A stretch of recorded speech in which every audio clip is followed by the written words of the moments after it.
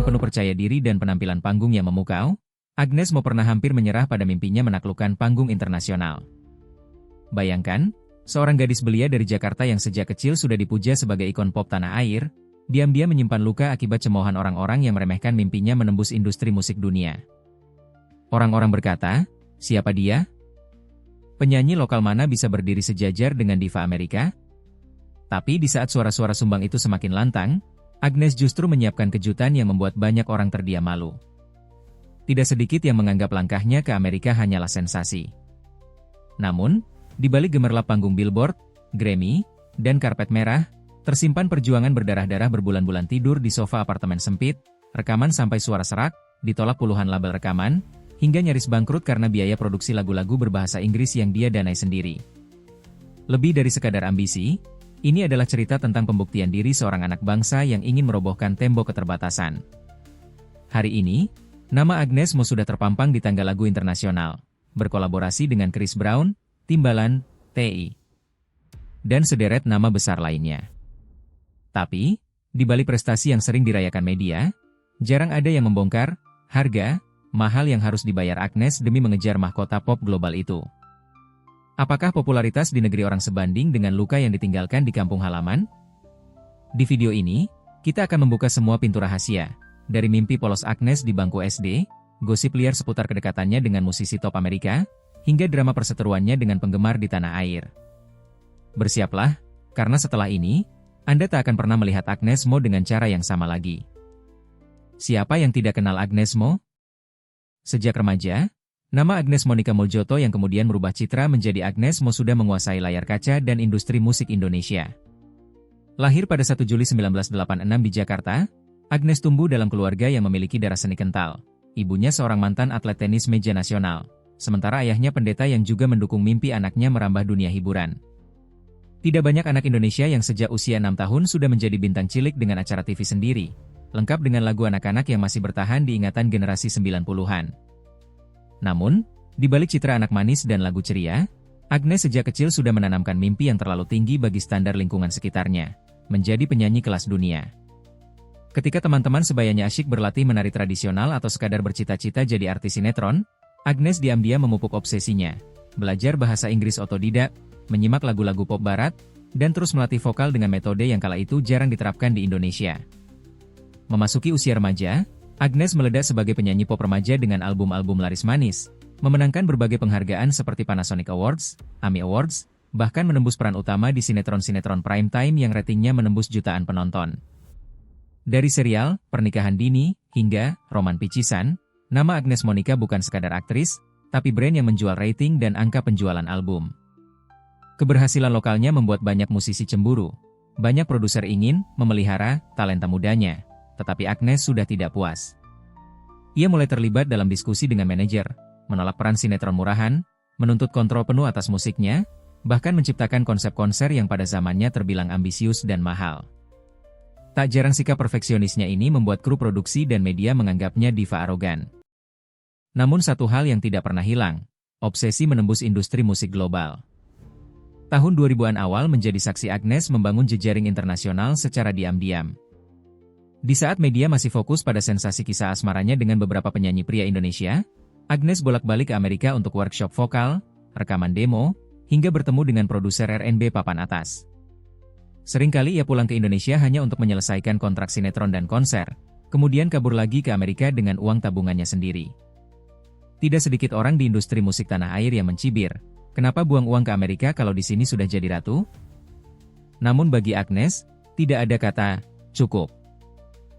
Ketika banyak artis Indonesia merasa cukup puas menjadi bintang lokal dan rajin tampil di acara TV pagi sampai malam, Agnes diam-diam belajar budaya pop Amerika, memahami tren musik urban, dan membentuk tim kecil yang ia percaya mampu menjembatkan bakatnya ke dunia luar. Tapi jalan ini bukan tanpa duri. Beberapa orang dekat mengkhawatirkan sifat keras kepala Agnes yang enggan mendengar saran orang lain. Bahkan pernah beredar gosip bahwa beberapa label di Indonesia merasa kehilangan cash cow mereka karena Agnes lebih sering di Amerika daripada tampil di konser-konser daerah. Ketika akhirnya pada 2013 Agnes secara resmi merilis single berbahasa Inggris, Choke Botle, featuring Timbaland dan T.I., industri musik Indonesia terbelah dua. Satu pihak bangga setengah mati, satu pihak sinis dan menganggapnya hanya jualan sensasi agar tetap relevan. Single tersebut menjadi tiket masuk Agnes ke berbagai panggung musik internasional, dari acara radio Amerika, Showcase Dilla, hingga kolaborasi viral dengan Chris Brown yang mendatangkan sorotan media Hollywood. Tapi apa benar hanya sejauh itu? Sebenarnya, di balik studio rekaman mewah dan karpet merah, tersimpan intrik industri hiburan Amerika yang membuat Agnes berkali-kali nyaris patah arang. Ada cerita tentang manajer licik, kontrak rekaman yang membelenggu, hingga rumor perseteruan dengan sesama artis Asia Amerika yang merasa posisinya terancam. Belum lagi tekanan dari publik Indonesia yang kadang menuntut Agnes untuk ingat kampung halaman, padahal di negara orang dia berjuang sendirian menanggung semua biaya promosi. Kehidupan pribadi Agnes pun tak luput dari gosip. Kedekatannya dengan Chris Brown memicu rumor asmara, sementara fotonya bersama selebritas Amerika lainnya sering diinterpretasikan macam-macam oleh netizen haus drama. Di balik semua rumor itu, satu hal yang tak terbantahkan, Agnes bukan lagi Agnes Monica yang hanya dikenal di studio rekaman lokal. Dia telah menjadi simbol mimpi besar anak Indonesia, mimpi yang harus dibayar mahal dengan darah, air mata, dan harga diri. Karir Agnes bukanlah dongeng manis di mana mimpi besar terwujud tanpa air mata. Jika kita memutar ulang perjalanan karirnya, semuanya bermula dari panggung sekolah dasar yang sempit, di mana suara nyaringnya pertama kali mencuri perhatian.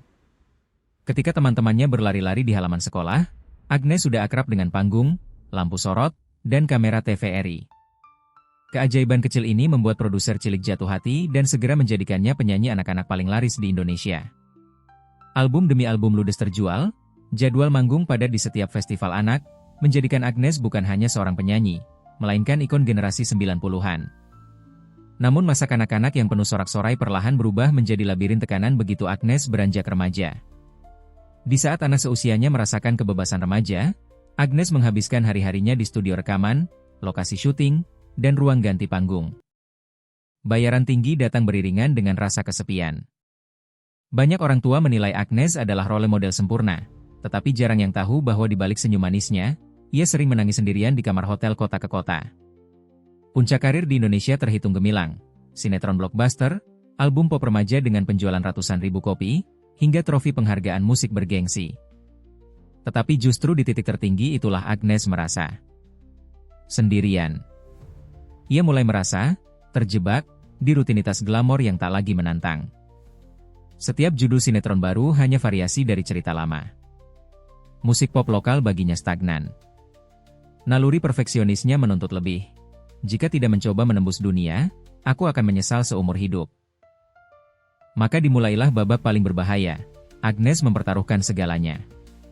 Ia mengumpulkan seluruh tabungan, menjual beberapa aset pribadinya, lalu hijrah ke Los Angeles. Di sanalah panggung internasional yang selama ini hanya ada di mimpinya, ternyata jauh lebih kejam dari yang pernah ia bayangkan. Orang-orang di sana tak peduli dengan statusnya di Indonesia. Di hadapan produser Amerika, Agnes hanyalah penyanyi Asia lain yang harus antri audisi.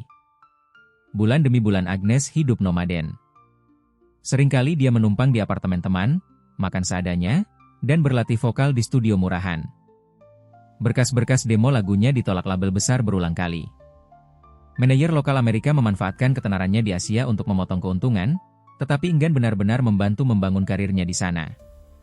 Beberapa rekaman bocor ke internet, dihujat netizen Indonesia karena terlalu kebarat-baratan. Haters menyerang, fans setia pun terbagi dua, mendukung atau mengejek. Puncak kegelisahan datang ketika single Choke Botle rilis dengan hype besar, namun gagal menembus Billboard Hot 100 secara signifikan. Banyak portal gosip menulis tajam, Agnes gagal go international. Di titik ini, tekanan psikologis memuncak. Agnes sempat menghilang dari publik, membatalkan beberapa penampilan di Indonesia, dan beredar rumor bahwa dia mengalami depresi berat. Beberapa orang dekatnya membocorkan bahwa Agnes pernah menangis histeris di ruang rekaman karena merasa dikhianati orang-orang yang ia percaya. Tapi, seperti Phoenix yang bangkit dari abu, Agnes menolak untuk dikasihani. Di saat semua orang meragukan masa depannya, Agnes justru kembali ke studio dengan determinasi baru. Dia membangun tim independen, merilis single-single baru tanpa label besar, dan perlahan menarik perhatian pasar urban Amerika. Puncaknya, duetnya dengan Chris Brown untuk lagu Overdose meledak di media sosial, meraih puluhan juta views di YouTube, dan memberinya panggung di festival-festival musik Amerika. Namun keberhasilan ini pun datang bersama harga baru. Media mulai menggali kedekatannya dengan Chris Brown, menyorot gaya hidupnya yang dianggap terlalu kebarat-baratan, dan fans Indonesia mulai mempertanyakan, apakah Agnes Mo masih Indonesia? Bahkan pernah ada momen dramatis ketika Agnes dituduh melupakan akar budayanya gara-gara pernyataan kontroversial di salah satu talk show Amerika. Sekali lagi, Agnes diserang habis-habisan di dunia maya. Di tengah badai pujian dan hujatan, satu hal yang tetap tegak, Agnes Mo berdiri di panggung internasional bukan sekadar menjual sensasi, tetapi membuktikan mimpi anak Indonesia bisa menembus batas. Ia jatuh, terluka, bangkit, dan kini menjadi simbol perlawanan bagi banyak musisi muda Asia yang bercita-cita mendunia. Ada satu sisi gelap dari perjalanan Agnes Mo yang jarang sekali terungkap di headline media. Di balik foto glamor di karpet merah dan video musik yang memukau, Agnes pernah hampir kehilangan segalanya, nama baik, sahabat, bahkan keluarganya sendiri nyaris terpecah gara-gara ambisi internasional yang ia kejar sendirian. Salah satu rahasia paling pahit adalah bagaimana Agnes harus menanggung beban keuangan yang nyaris membangkrutkan dirinya. Banyak orang tak tahu bahwa sebagian besar proyek rekaman dan promosi di Amerika Serikat dibiayai dari kantong pribadinya. Label rekaman besar memang sempat tertarik, tetapi mereka menuntut Agnes mengubah citra dan gaya musiknya menjadi pasaran agar lebih laku dijual ke publik barat. Permintaan ini bertentangan dengan prinsip Agnes yang keras kepala ingin mempertahankan sentuhan Asia dalam musiknya. Akibatnya, beberapa kontrak batal di detik terakhir. Uang produksi yang sudah mengalir tak pernah kembali. Dalam salah satu wawancara radio Amerika yang nyaris tak pernah diulas media Indonesia, Agnes pernah setengah bercanda sambil menahan tangis, "Saya tidur di sofa teman selama berbulan-bulan. Kadang gak punya uang buat makan enak, semua masuk ke studio, sewa penulis lagu, bayar musisi. Orang hanya lihat saya manggung di TV, tapi gak tahu saya harus jual mobil di Jakarta buat hidup di sini." Lebih getir lagi, saat popularitasnya di Indonesia perlahan memudar karena jarang tampil di acara TV nasional, beberapa teman dekatnya menjauh. Media gosip di Indonesia dengan kejam menulis judul-judul clickbait, "Agnes Mo lupa diri, gagal di Amerika, cari sensasi di Indonesia." Bagi Agnes, pengkhianatan orang-orang terdekat jauh lebih menyakitkan daripada cacian publik. Beberapa asisten pribadinya pernah membocorkan bahwa Agnes sempat jatuh sakit parah tanpa keluarga, hanya ditemani satu staf setianya yang bergantian merawatnya di apartemen kecil. Dan kemudian datang momen paling kontroversial dalam karir internasionalnya, kedekatannya dengan Chris Brown. Media Hollywood suka, fans Amerika senang, tapi di Indonesia, rumor liar meledak. Ada yang menuduh hubungan mereka lebih dari sekadar profesional. Sebuah foto mereka berpelukan di studio memicu badai hujatan di media sosial.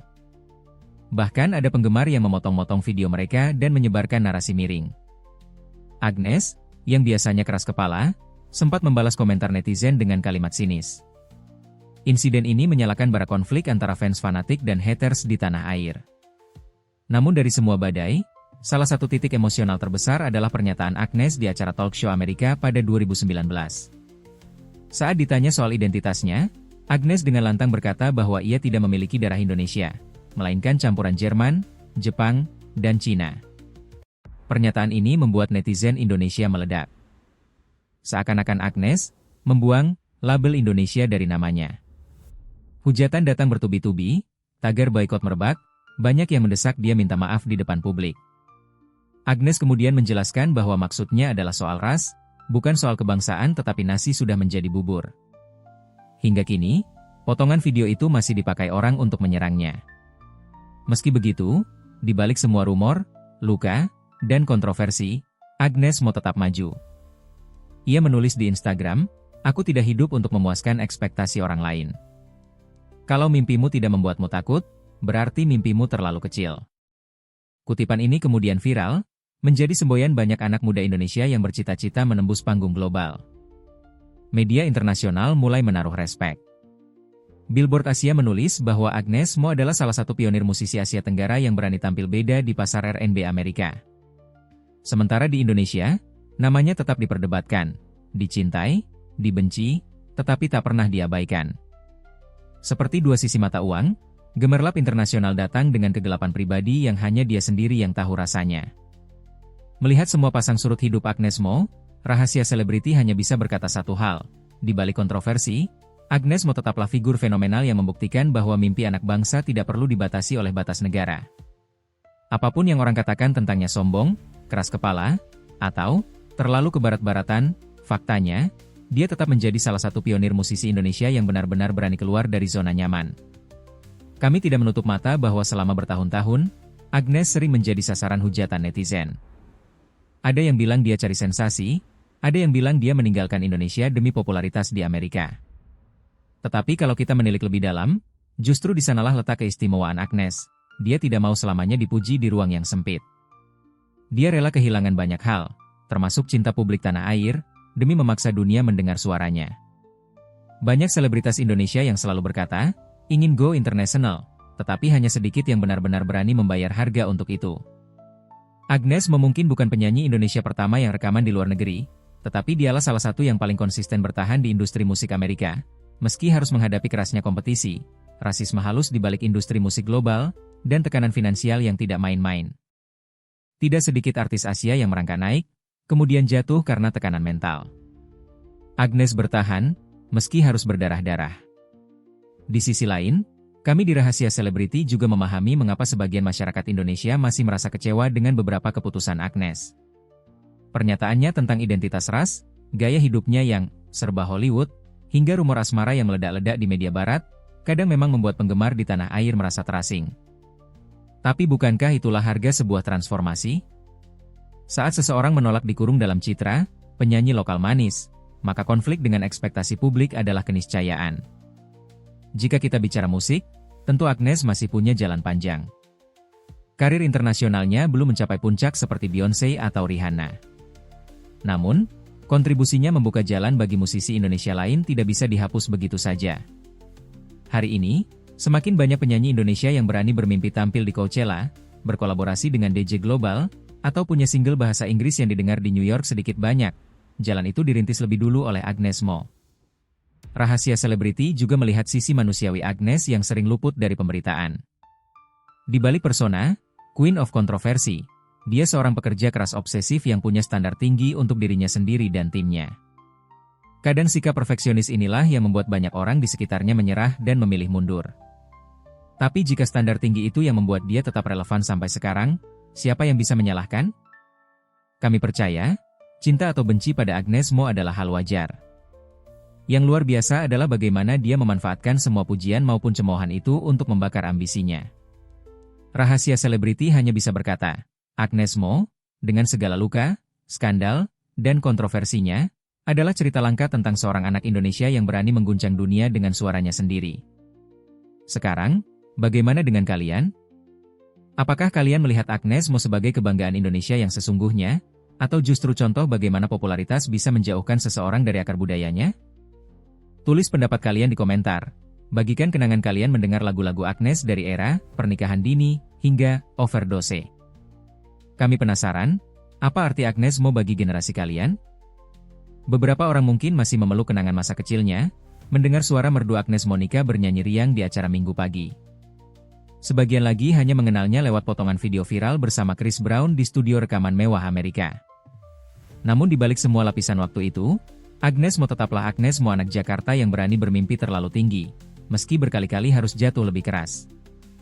Hari ini, ketika banyak selebritas muncul dan tenggelam bagai bintang jatuh, nama Agnes tetap berpendar, meski kadang diselimuti awan gosip dan komentar pedas. Mungkin bagi sebagian orang, kontroversi yang menempel padanya adalah noda yang tak pernah hilang. Tapi bagi sebagian lainnya, luka-luka itu justru menjadi bukti nyata bahwa mimpi besar tidak akan pernah lahir dari jalan yang lurus dan mulus. Jika menengok ke belakang, siapa sangka anak perempuan yang dulu menyanyi dengan pita rambut besar di panggung sekolah, suatu hari akan berbicara dalam bahasa Inggris di stasiun TV Amerika, berpose di karpet merah bersama musisi dunia, dan mencetak sejarah kecil bagi Indonesia di panggung urban Amerika. Semua ini bukan sekadar perjalanan karir, tetapi perjalanan membongkar tembok ragu dan menantang kata, tidak mungkin. Mungkin masih banyak rahasia Agnes Mo yang belum pernah diungkap, pintu-pintu cerita yang hanya dia dan orang terdekatnya yang tahu isinya. Tapi satu hal pasti, warisan terbesarnya bukan cuma deretan trofi atau kolaborasi dengan nama-nama besar. Warisan itu ada pada mimpi anak-anak muda Indonesia yang kini lebih berani berkata, kalau Agnes bisa, kenapa aku tidak? Beberapa cerita memang seharusnya terkunci rapat di ruang rahasia selebritas. Tapi malam ini, satu pintu telah terbuka. Rahasia di balik senyum Agnes Mo, rintihannya di sofa apartemen asing, marahnya pada orang-orang yang menusuknya dari belakang semua telah kau dengar. Dan pada akhirnya, entah kau mencintai atau membencinya, kau tak bisa menghapus satu fakta. Agnes Mo telah menulis namanya di peta dunia dengan tinta keberanian. Beberapa cerita seharusnya tak pernah terungkap. Tapi sekarang, kau sudah tahu.